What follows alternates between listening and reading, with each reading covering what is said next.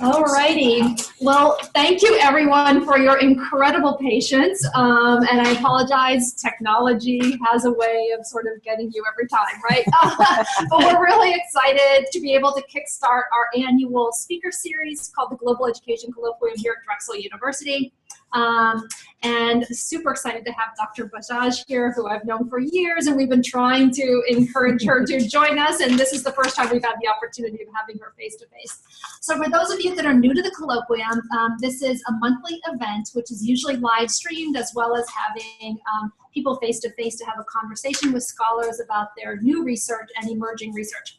So we do have people online as well as in the room. At the end, we'll have a nice Q&A session. So for those of you online, just chat your questions in and we'll read them out for you. And for those of you in the room, we'll just go back and forth between online and face-to-face questions to make sure everybody's included.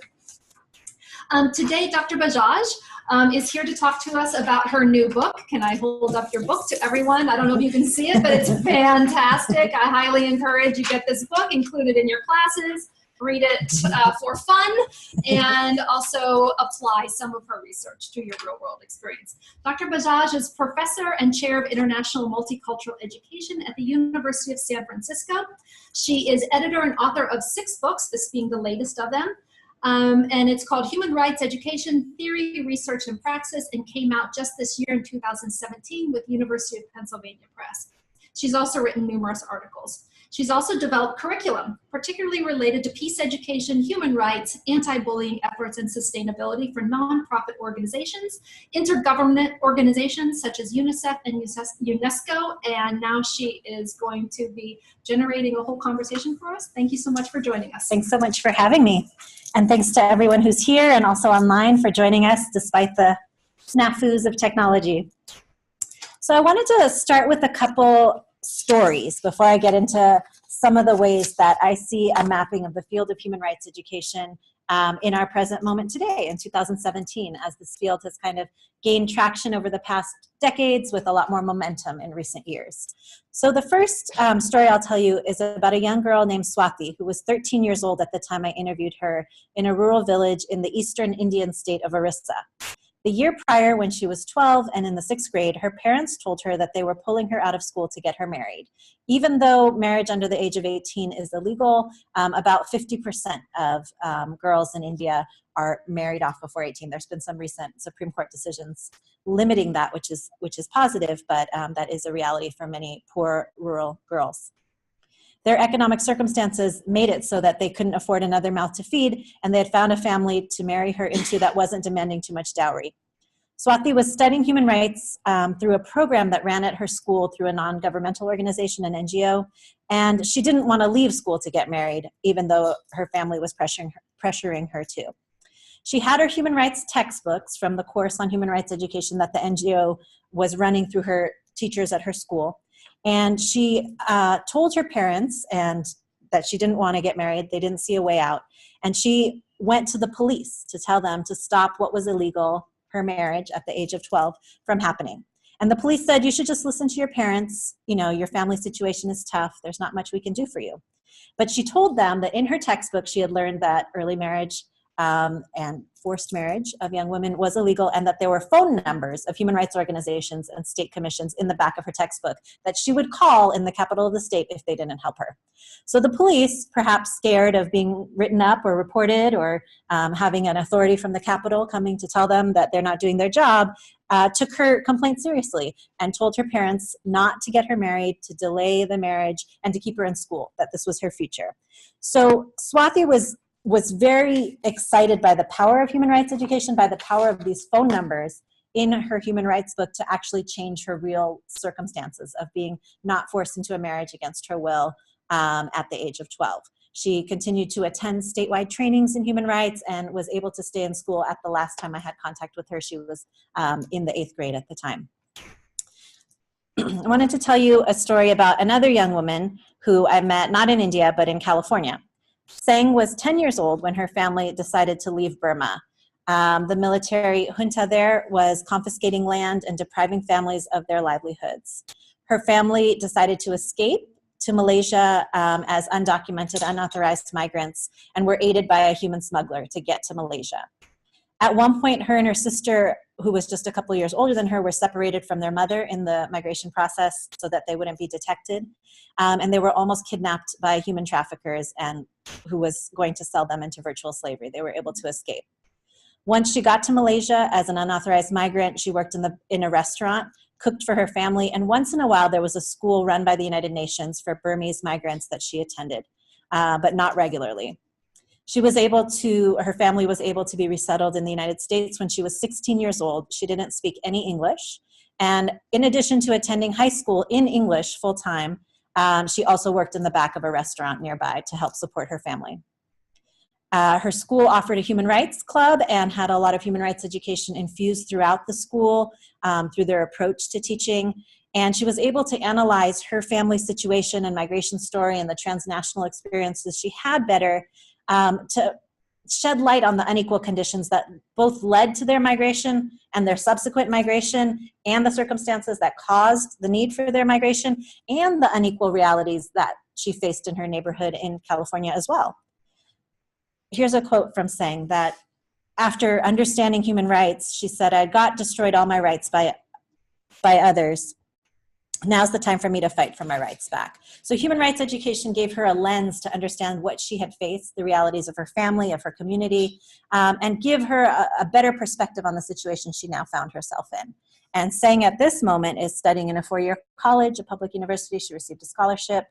She was able to graduate high school with all her requirements, and found that human rights education actually gave her a lens for her future career goals as well. So in this talk, I want to talk to you a little bit about what is human rights education, how did it come to places like rural India and this high school in California that Tseng attended, give you an overview of this new book, and then have time for questions and answers. And I appreciate everyone's patience and our late start for today too. So I'll try to be quicker in my presentation so we get to the questions and answers as well. So a very basic definition of human rights education and where it comes from is any teaching and learning processes related to teaching about fundamental human rights. And it often in the modern incarnation, we can think about popular education, social movement education, education about one's rights of a particular group being rooted much earlier than the Universal Declaration of Human Rights. But in its sort of modern incarnation, human rights education often gets traced back to the Universal Declaration of Human Rights in 1948 that was developed by the new, at that time, United Nations. And a group of individuals from all over the world came together to draft this document that would be sort of a moral framework for the entire globe coming out of 2 awful world wars, coming out of the end of the Holocaust at that time. And part 1 of Article 26 of this Universal Declaration declared the right to education. So education for all, free compulsory education. And the second part of that is where human rights education really finds its anchor. So it says that education shall be directed to the full development of the human personality and to the strengthening of respect for human rights and fundamental freedoms. And as all UN declarations and documents do, there was a lot of debate and discussion and hammering out every comma, every word, every phrase that went into this document.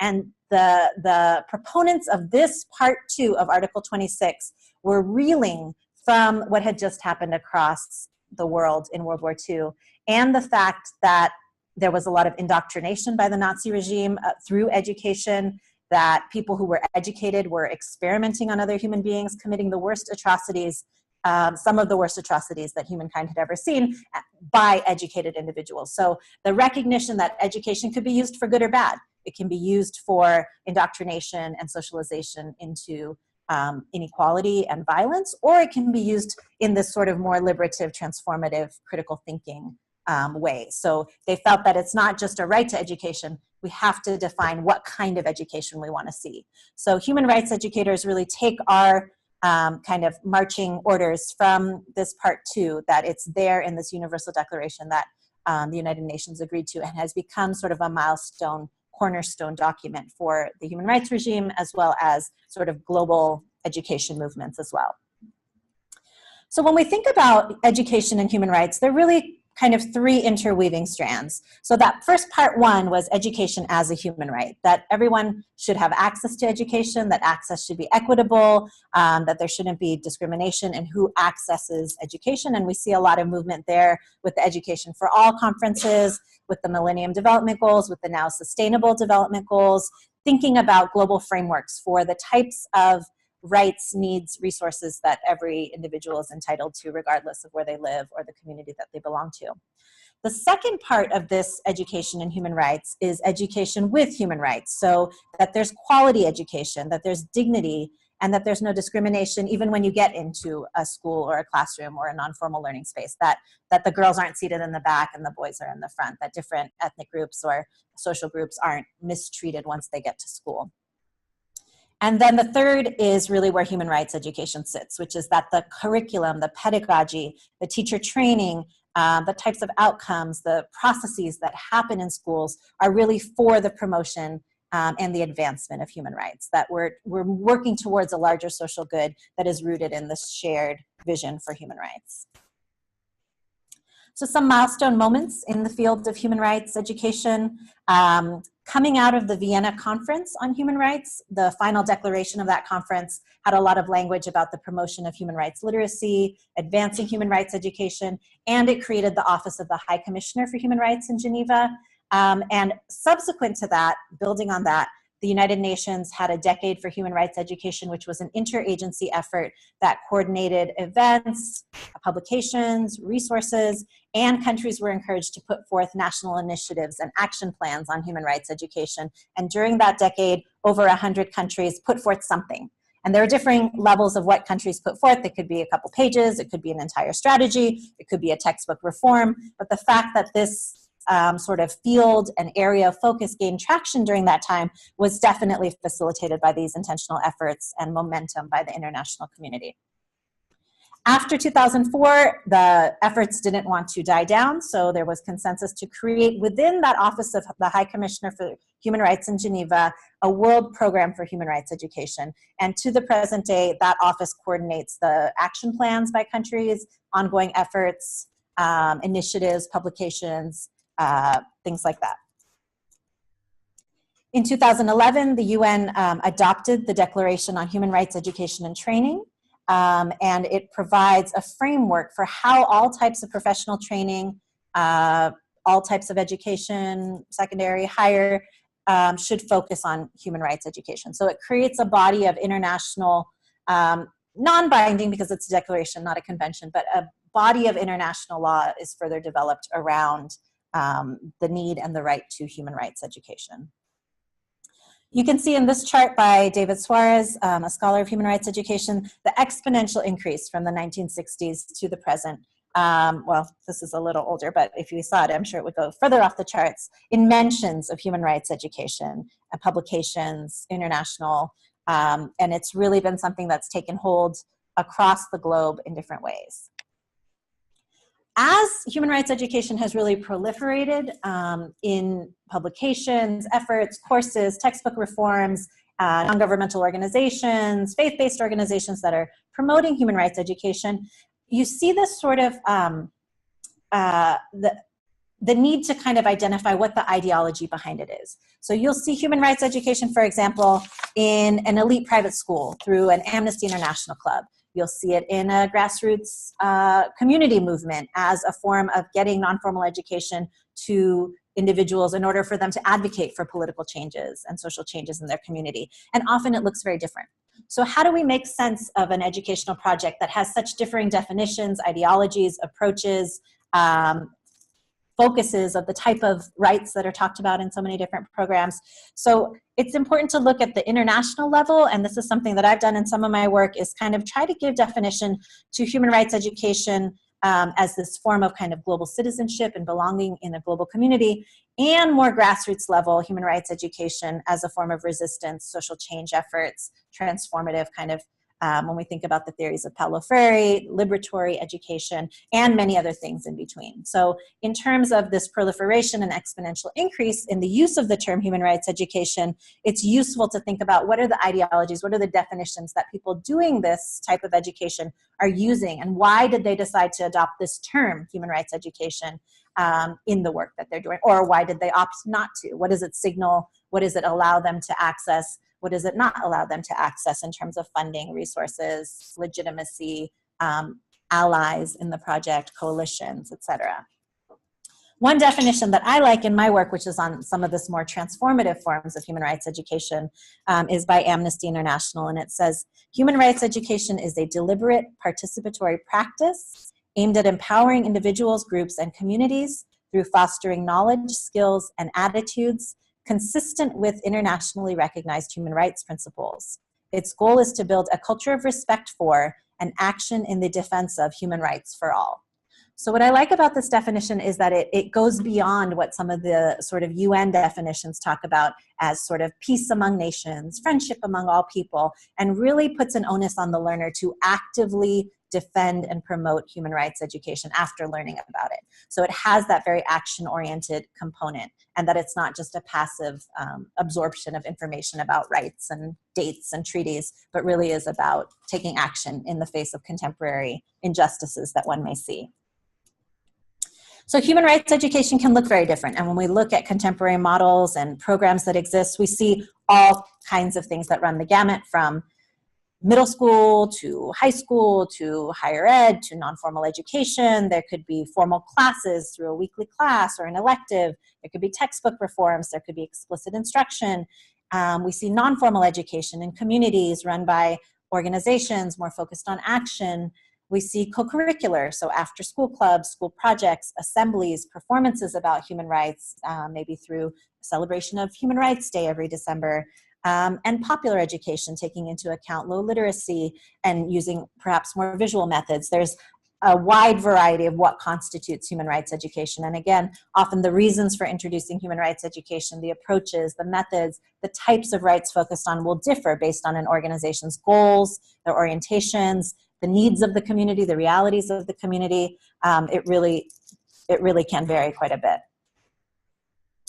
Usually in most human rights education literature, scholarship, there is this emphasis on it having these three dimensions to be sort of valid human rights education, that it can't just be a textbook reform where now the book says that in 1948 the Universal Declaration of Human Rights was adopted. Now we have human rights education in our country. That's a bit of a superficial form of human rights education. It's got to have some cognitive, knowledge-based components, some affective or attitudinal dimensions to it, and some sort of action-oriented component as well, in order to sort of qualify in this transformative realm of human rights education that goes beyond sort of just the heroes and history of the human rights field. So I'll talk a little bit about this new book and how it came about. In the last few years, there's been, in addition to the proliferation of discussions about human rights education and discourse and UN meetings, there's also been a proliferation of scholarship about human rights education. So books, a great book by somebody in the room, Dr. Maria Hansopoulos, about human rights education in a high school in New York City. I wrote a book about human rights education in India. There's a great book about human rights education through the work of the NGO Tostan in Senegal and their work with communities and non-formal education to empower individuals through grassroots programs. But there was sort of a canonical text that was often used in human rights classes, which have also proliferated, that was written in 1997. And it kind of cataloged the field at that moment. It was Human Rights Education for the 21st Century, and it was written by some of the founders of the field. It's a 600-page book or so that was really a documentation of what existed, what are the approaches, what are the different programs. And since then, there hadn't been sort of a global in scope book, textbook, if you will, for what is human rights education, what are the different definitions that emerge about it, how and why has it become a popular education reform, to what extent does transformative change occur in these programs, in what ways does human rights education get localized and co-opted by different actors, what can we learn from human rights education praxis, and where is the field headed? So that was the question that I posed to about 20 scholars who constitute the authors of this book, in thinking about how we could create a sort of basis of knowledge and conversation and an entry point into the conversation for new scholars taking these types of courses on human rights education that are also proliferating at universities and colleges in the US and overseas as well. And some of the impetus for me is that I took over directorship of a brand new master's in human rights education, which is the first of its kind in the United States. It started in 2013 at the University of San Francisco where I work, and we didn't have a good textbook for the core courses. And so just kind of reaching out to people working in this field to get a sense of what were they thinking about these questions and how would they define the field from their vantage point. One of the sort of metaphors that I use in the first chapter, the introduction, is an old folk tale that I heard growing up from India of an elephant that several blind individuals are touching an elephant, but are touching different parts of the elephant and trying to describe what the animal is to each other. But one person is touching the mouth of the elephant and says it's sort of slippery and wet and warm, and somebody else is touching the tail and it's got, it's coarse, and somebody else is touching the side and says something else. So everybody's vantage point is different depending on the disciplines that they write from, the methodologies they use, the theoretical propositions that they have that they're putting forward. But putting those together in conversation tells us something in a collective piece about the field of human rights education and where contemporary scholars are thinking about it and working from. So that's what this collection seeks to do, and invite others into the conversation as well. So the contents of the book, there's an introduction and then a section on theoretical foundations. So Garnet Russell and David Suarez have a chapter on the rise of human rights education. Michalinas Zembeles, who's based in Cyprus, writes about emotion critical pedagogy in human rights education. Felisa Tibbets writes about models of human rights education. Peter Kirschlager writes about where in international law do we see the right to human rights education. And then a second large section on global research. And this section could be extremely large because there's many contemporary research projects and perspectives, but we picked just a few from different regions: Iraqi Kurdistan, post-colonial India, the UK, and then sort of a global look at LGBTI refugees from around the world who seek asylum, and where human rights education is playing into this body of law that often doesn't have protections for individuals who are seeking asylum based on persecution based on their sexual orientation. So this is an area where international law has not kept up with some of it. That type of protection isn't in the Universal Declaration of Human Rights, and there's just a little bit of law that protects individuals based on sexual orientation, and much more criminalization of individuals from different sexual orientations in many countries. So this chapter also presents some interesting perspectives on that. And then a third section on transformative human rights education praxis. So how do we look at social justice education, which is big in many contexts, including in parts of the US? How do we look at human rights education as a framework for that? Looking at the NGO Tostan in West Africa, human rights education and peace building, and then also diversity and global citizenship. So how does human rights education interact with these other forms through engaged scholarship and praxis? And then one of the founding mothers of the field, Nancy Flowers, who's been active in human rights education for over 5 decades, wrote an afterword bringing together some of these different chapters into conversation as well. It also has a further resources section, some discussions for classroom in the book as well. So in some of my work, and I talk about this in the sections of the book that I developed as well, is thinking about a grounded theory of change. And I often tell my students and individuals that I work with that I see transformative human rights education as really the full promise of what human rights education is about. That kind of the 3 levels: the cognitive, the affective, and the action-oriented. And I see human rights education as a place where the theories of Paulo Freire, the critical thinking, the critical pedagogy, the critical analysis of one's position in the world that they reside in, couples with this more cosmopolitan vision of global citizenship. So putting those together, I see that as the kind of larger, expansive promise of human rights education. And I've been trying to think about how that happens through this grounded theory of change, at least in the different programs that I've researched and looked at. So through a lot of my work in India, I've seen that children and youth learn about a larger imagined moral community, often beyond the setting and the community that they live in, where social norms and social interactions may be governed by very rigid hierarchies and rules around caste or gender, but where human rights can offer a shared language that they may not have known about before. And that human rights education gives them a chance to question what they've been sort of assumed was a given or a static cultural or social practice that doesn't fit in this human rights framework. And that through the identification of allies, whether those be peers, teachers, community activists, NGOs, phone numbers, and a textbook, that they're able to amplify their voice in seeking change, that they aren't resigned to the way that interactions have to happen, but there is this larger sense that something else might exist. And that this is really where that Freirean critical thinking couples with this idea of a more cosmopolitan, global sense of shared social norms. And that might lead to some sort of action, some type of questioning, some type of transcendence in terms of what else might be possible in terms of social interactions that are governed by inequality and often violence in many contexts.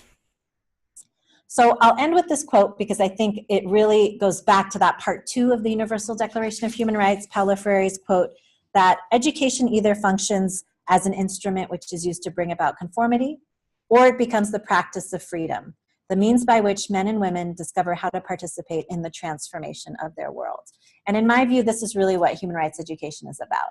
It's about giving individuals, whether they be young people or adults or whoever it may be in human rights education settings, formal or non-formal, the chance to question, the chance to think critically, and the chance to imagine something different than the unequal and often violent conditions that individuals' lives are structured in our contemporary societies. So I'll stop there and open up for questions. Great, thank you.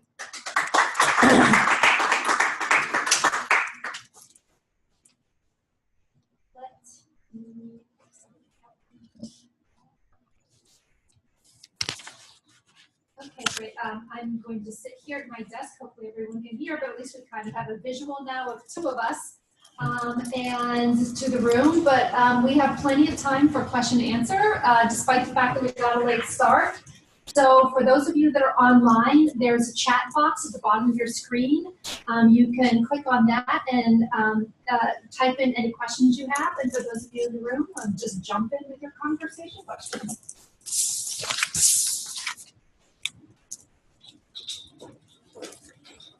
I have a question. So obviously you've done work in India, which I'm not familiar with your work, but as you looked at human rights education from the perspective of how it goes on in India versus some of the other countries, you're able to just sort of very, at a high level, sort of give a sense of how it may differ, the perspectives on what that looks like are? In terms of, well, I've done work in different regions. So I've done some work in the Dominican Republic and Haiti, in East Africa and Zambia, where I did my dissertation research. I spent a year and a half doing research in India, done research in California now with immigrant and refugee populations. So, and it's sort of also looking at the literature. So the ways that other scholars have contributed to the body of scholarship to be able to kind of understand the different ways that we think about this global project and the different definitions that get assigned to it. So it's from both the literature and then experience in these different settings as well. Right. So in the experience part, I mean, how have you seen it play out differently in those 10 different places that you just mentioned? Very differently. I mean, one of the examples I mentioned is elite private school that I visited in Tanzania. And they had an Amnesty International club, and the young people who were from affluent backgrounds were writing letters to political prisoners all over the world. And that's how they defined human rights activism and education, which is a completely valid form of human rights education and activism. But it's very different than a school in a community that's impoverished in rural India, where the children of lower castes are being, made to clean the toilets while their peers are in class learning because there are social practices that segregate kids and don't allow them to eat together with other kids and force them to clean the toilets. And, so thinking about human rights in that context, when an NGO comes in with a program and you have classes every week on human rights and it directly affects your lived experience and your social relations and the people who employ your parents, it's very different than writing to prisoners in the abstract. So when all of this falls under the umbrella of human rights education, how do we think about and distinguish these different forms? Not to just splinter and have this academic abstract conversation, but to say, okay, what does it mean in different contexts? And it all can be valid human rights education practice, but it really is going to be different based on your social location, based on your, access to issues of power and privilege and marginalization. It's going to look different. And your ability to enact change is also going to look different. So for the young person whose family livelihood is based on unequal social relations, that if you decide to take action, it might affect how the people who employ your parents decide to employ them or not, and your livelihood and your ability to eat. So how do you be strategic in that action component that's a central component to human rights education? How do you be strategic as an educator in talking about what it means to take action that doesn't also cause backlash or unintended consequences that are going to make your life harder? And that's easier to have those conversations when the abuse is not directly connected to you or your family. So I think that's where these conversations have to happen, that we can't just say, human rights education is great, let's do it everywhere. That's a naive approach to it that I think some of the field has focused on, very prescriptive, or, kind of, let's all do this and let's create a curriculum that you can translate and download from the internet. But then how do we really take stock of what it means to talk about rights in different places where it could be very threatening to the status quo to talk about these things, and it could cause more violence in some cases. So that's where sort of my interventions have tried to come in, and let's think about and analyze what it means and what it means to kind of have this action component when you're talking about very different populations of students and learners. Yes, so sort of going off of that, sort of like a more difficult, I guess, topic in a lot of different schools. How would you advocate for sexual health or women's reproductive rights, either classes or, just topics of conversations in schools where the community might be resistant for one political or religious reason? Yeah, the question was about reproductive rights and advocating for women's rights in that way in places where it could be a contested topic. That's a really good question. And I think, having facilitators and educators who are really fluent in some of those controversies and can think about what it means to have critical thinking or present issues from multiple perspectives is really important. So even just opening up the space to have students do research or projects where they explore different sides of an issue. So much of what happens is a singular narrative through a textbook or through a curriculum that doesn't open up space for questions. So I think human rights education also needs to be about, where do we ask the questions? Where do we engage in critical thinking? Where do we step back and say, instead of digesting what's in the textbook and saying this is law and fact and truth, where do we step back and talk about the authors of the textbook and what their perspectives might be, and have that critical conversation about narratives and histories and perspectives and multiple truths and multiple histories. So engaging in those types of debates and questions in that way might be a first step, and then kind of bringing in some of the international and different ways that people think about those issues could be another step as well. Just like quick second part then. So considering different perspectives, what role do you think that science might have with human rights education, specifically around reproductive rights and issues like that? And what do you think limitations are for teachers and expertise in those types of conversations from a more objective, scientific lens? Yeah, I mean, the Universal Declaration of Human Rights has an article somewhere about that everyone has a right to access scientific information about, I can't remember the exact words of it, but that, even giving people access to, maybe not necessarily the technical language, but the findings that we have from science, and not subjecting them to ways that individuals have maybe, co-opted some of that information. But what is the range of things, and allowing people to come to their own decisions and points of view, but with more information. So not filtering out conflicting perspectives to what the ideology is. And I think back to what I presented about different ideologies, I think that's really important to interrogate as well, because what you have in some places is people using the terms human rights and using human rights as a catch-all for things that are actually contrary to the vision of human rights that at least I hold. So how do you kind of tease out when somebody talks about human rights, are they advancing something that's actually antithetical to human rights, but are very slick with using language that signals something that they would like to gain traction for. Do you think science might be a way to reel that in and sort of ground it in something that, learning about health and having that discussion would be a way to open up that conversation in an appropriate way? Or do you think that science and human rights wouldn't necessarily meld in practice? I think they could, but I don't think that going through the realm of science is the only way to do it. I think it's a very multidisciplinary approach. You could have social studies, math, science, civics, English. You could have a variety of disciplines that lend entry points to talking about human rights and having human rights education. We have 2 questions online. I'll just do one and we'll come back to the room. So the first comes from Kimberly Daly. She says, I work with teacher education and international baccalaureate programs. Human rights education and IB programs are intertwined as IB has social justice as a value of their program. How do you reconcile the values in HR when various nations back away from HR commitments?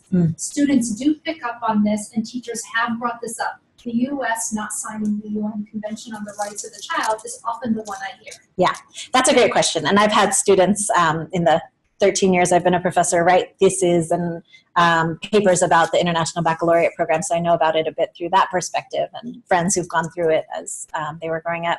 And I think it's great. I think it has a lot of peace and human rights education, social justice education within its curriculum. And for me, when I teach about human rights, I try to focus on, so there's the standards, they're the promises of human rights. And then there's the realities of communities on the ground, which are often very, very far from these guarantees and promises that their governments have made. And to me, what's the most interesting is how people use these international norms to advocate for closing that gap. So I try to put the focus on that. So yes, the United States has not signed the UN Convention on the Rights of the Child. They're the only nation that hasn't or has not ratified it. And there are reasons that the U.S. says that they won't sign it. Some of it has to do with states' rights. Some of it has to do with the age of joining the military, which in the U.S., I believe because of ROTC programs, is lower than the international age listed in the Convention on the Rights of the Child. But you also have nations that have ratified it and have abysmal conditions of children's rights in their countries. So to me, what's more interesting to talk about is how do we look at movements that are engaging in discussions of human rights and trying to close that gap. So where are people trying to educate people about their rights so that they can engage in some type of collective action to change the circumstances in their communities and their societies? And how do we put that focus on some of that action? I think to me that's a good way of focusing, because it can get really frustrating to just say, here are all these great conventions and treaties, and guess what? Your country doesn't really do much on them, you know? So I think that can be really frustrating for young people to see. So some of the things that I suggest to people are talking some about these international norms and these international conventions and this kind of the history of how they came about, and then talking a lot more about examples of people using them and engaging in action to try to benefit their communities through this human rights framework.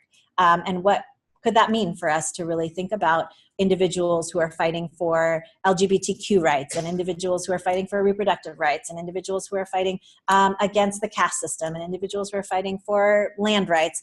How could we think about that as a collective discussion under the umbrella of human rights, where people could have shared experiences and talk about things and come together in ways that if you're sort of atomized in these different movements that don't share a language, that you're very alone in your struggles. But what happens when we have a sort of global conversation that people can share and think from and exchange and gain strategies from, or gain ideas from, and at least exchange and conversate? Because I think we are in conditions where inequality in some places is growing. So how do we have conversations that allow this sort of expansive nature, as opposed to closing things down or getting more siloed? Actually, I have a few comments and questions, but I'll just stick to one. I'm sort of interested in what are your thoughts about intersectionality in human rights education and how that might manifest in the various contexts that HRE kind of emerges. Do you want to say all of them, or one at a time, or you said you had various comments? No, I'm just going to stick to one. Oh, okay. Okay.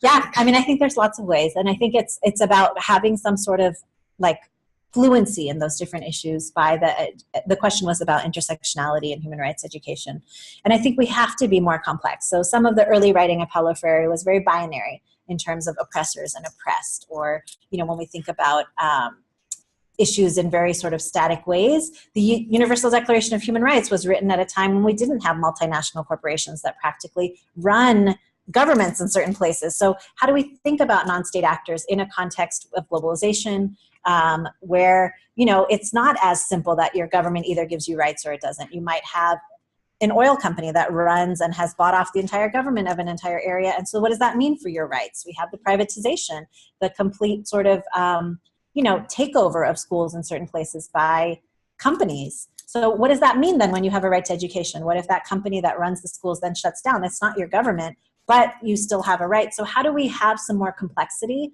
and sophistication in the way that we think about human rights, in the way we think about the different layers of people's identities and the ways that they have, you know, perhaps agency or privilege in some settings, but maybe in others that they don't, that we are complex individuals, communities are complex.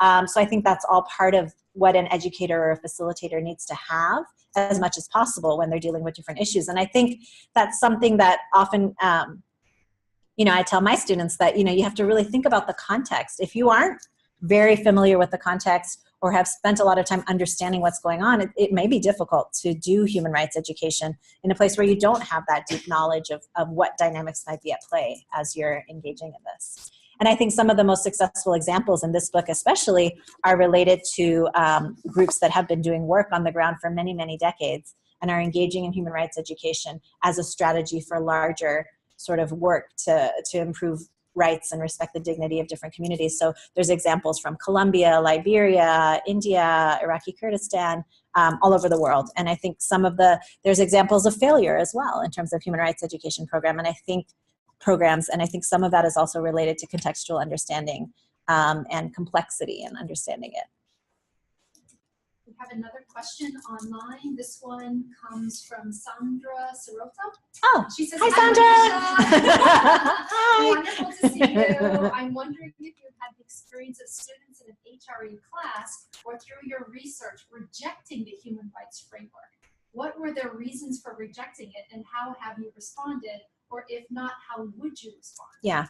I mean, I think that often what you see is this, when human rights is presented as Western and can be interpreted as sort of this neo-colonial imposition, you see human rights, this is back to what I was mentioning about human rights language being co-opted. So the language around the Iraq war and intervention by the US was about human rights. The war, you know, the intervention in Afghanistan was about saving women and women's rights. So when you use human rights to sort of as a justification for many other things, then you have people resisting both that thing that they're resisting and the language used to talk about it. So, and then there is this, you know, very rich debate that has a long origin that, you know, I do an entire class session on in my classes, this sort of universalism versus cultural relevance and the origin of that. And in the writing of the Universal Declaration of Human Rights, it was actually the Western colonial powers at that time who were cultural relativists. They did not want their colonies to be, the individuals residing in their colonies to be granted human rights. So they wanted a bifurcated sort of system of individuals. But Egypt advocated strongly for the language that says that any individual in a nation or its territory, so about, you know, pertaining to individuals who are colonial subjects, having the same rights as their colonial masters had. So it's interesting how that conversation has been sort of distorted in contemporary times, where people feel like cultural relativism is a way to sort of resist the sort of neo-colonial imposition of Western imperialism through human rights. So talk about some of that history in my classes when I hear some of that. And I think focusing on the movements where people see human rights as a framework in which to engage in action and gain legitimacy and traction and momentum for advancing dignity and equal rights. I tend to focus on that. And if people walk away from classes where they're just not buying into it and not having it, then that's okay too. You know, it's about educating and informing people, and that's, you know, not everybody, you know, you could be in an economics class and not everybody agree with the Keynesian classical economic theory, and that's okay too. I have a question. I mean, one of my questions is what Sandra put forward, so I'll go my second and slightly less exciting question, more on the operationalization of human rights education in schools.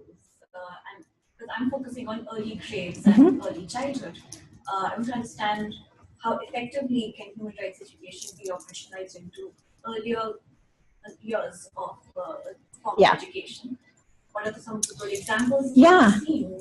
Because a lot of discourse on preschool education and governments are in the stage now where they are putting in a lot of effort into reforming that sector. Yeah. So this might be a good entry point to lay foundations for human rights education. Thank you for that question about early grades and early childhood education and human rights education. So I see that in a lot of different ways. So I think some of the notions of fairness come in very early for children, right? In terms of their development, we know that, right and wrong and questions of fairness and norms, that could be discussed. And that could be a way of talking about sort of the foundations of what might come later through human rights education. I think the stories, oftentimes storybooks, picture books, having representations of the local culture for children. So I know that in India, there's some local publishers that are trying to bring in local art and local stories and local characters that look like the children, because for so many years, even after colonialism ended, there were just books of British nursery rhymes that were taught to every child in every school. So how do you even have like representation as a human right to see people in your educational materials that look like you and maybe speak similar languages or have representation? There are also a lot of children's books that do deal with social justice and human rights issues. So how do you bring in those conversations in age-appropriate ways, of course, at an early stage about historical issues? So talking about, different heroes of different movements in a picture book and what they may have liked and what their lives were like could be a way of then picking up later on in later grades and sort of the later primary grades or middle grades or secondary to further those conversations when the foundation has been laid a bit. So I think some of those ways might be, and then, the three areas, education as a right, education with rights, and education for human rights, they're very intersecting and interwoven. So how do you also think about linguistic rights, the mother tongue of children when they get to school, as a form of laying the foundation for a more comprehensive education for human rights later? So I think all of those areas could be sown from a much earlier age through kind of an early human rights education. Great. We have time for maybe one more question. If anyone in the room has a question or anyone online. You mentioned some of the informal ways that you can reach students and have some type of human rights education without like a set school structure. I'm just kind of curious about how you can affect areas where maybe going to school is not possible for certain students, and especially young kids who don't have any type of formalized education. How can this be a part of their daily lives, if at all, through maybe the first things that come to my mind are just our religious groups and nonprofits that go into those areas. But what are some success stories that could put that in context? Yeah, I mean, one of the, so another area that Dr. Hansopoulos, who's here, and I did a book last year on peace education, similarly trying to get kind of like a nice textbook for classes that many of us teach on peace education as well. That's sort of a sister field to human rights education. And in that we have a chapter on the Sesame Workshop that has sort of children's entertainment television around the world that has a lot of human rights themes, and Dr. Kidwai there has worked for them in Delhi. So like bringing in issues of peace and human rights through children's TV. That's one way to reach, if you have a TV, even if you're in a remote area, that could be a way of doing it. Children's books. Other examples could also include, as you were saying, faith-based organizations and groups coming together, or school is one place where children often go, so that's a way to access them. Summer camps. The organization that I spent over a year researching in India, that my previous book is also about more in depth, had summer camps for kids to go to where they talked about human rights issues. And then some of the kids in one state made a CD of songs that were like local songs, but they changed the lyrics to be more about human rights, and they recorded it and then distributed it throughout the state. And then other states also, modified the lyrics into their language. So that's a way of also popularizing some of the messages around human rights, or taking folk music or common music or folk tales that have that dimension and sort of updating them with more human rights content. So the characters are familiar, maybe the tunes are familiar, but some of the words might be different. So there's different ways that different organizations that exist around the world are trying to advance human rights, social justice, peace education through these ways. And I think when you look at them, everyone will be different because every context is different, and what works somewhere may not work somewhere else. But it's interesting to look at the global research and say, wow, that's really interesting there. Maybe I could try something like that here and adapt it a bit for my context. And that's why I think this global conversation is so important as well, and allowing people, like through this book and other efforts, to see the different examples of what exists also can spark conversation about, oh, I didn't know that was happening. What an interesting idea there. That makes me think about here what I might do as well. Thank you. I'm going to use my position to ask the last question. So we have Great. some people online who are teacher activists, who are not necessarily human rights educators themselves, but would like to learn more. Mm-hmm. What are the resources that are out there? I know there's a new journal, and Okay. others, like, how do we continue the conversation if this is not Yeah. a specific field? Great. So this new book, for sure. And last week, myself and some of my students and colleagues at the University of San Francisco launched an online open access journal, the first journal for the field of human rights education. It's called the International Journal of Human Rights Education. It should be available by Googling it. And we have the first issue, which has book reviews, notes from the field, and I think 6 original articles in it. So it's a way to kind of keep the conversation going. There's a global listserv run by Human Rights Education Associates. It's a non-profit organization run out of Boston, has probably over 10,000 people on that listserv, and oftentimes people will post about new publications, meetings, events, conferences. There's an active sort of contingent of sessions that exist at the comparative and international education societies on human rights education. There's an annual conference that happens in different places in the world. I think it's in December in Montreal this year, on human rights education. There's a very active community in the NCSS, the National Council for the Social Studies, has an active human rights education community, and actually it's in San Francisco in a few weeks, so we'll be doing a workshop as part of that. Some colleagues and I from the Bay Area.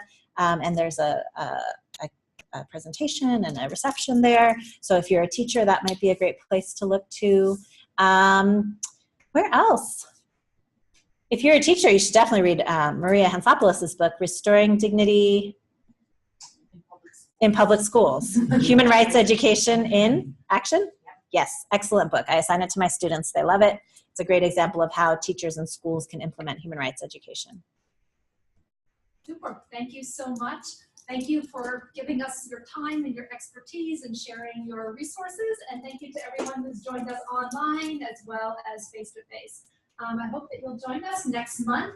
We have Laura Turquette, who is from UN Women and manages the UN Progress on Women annual report, and she'll be coming to talk to us about education in UN and actually gender training and feminist organizing within UN context. So a nice follow-on from the work that you're doing as well. Thank you again. Thank you.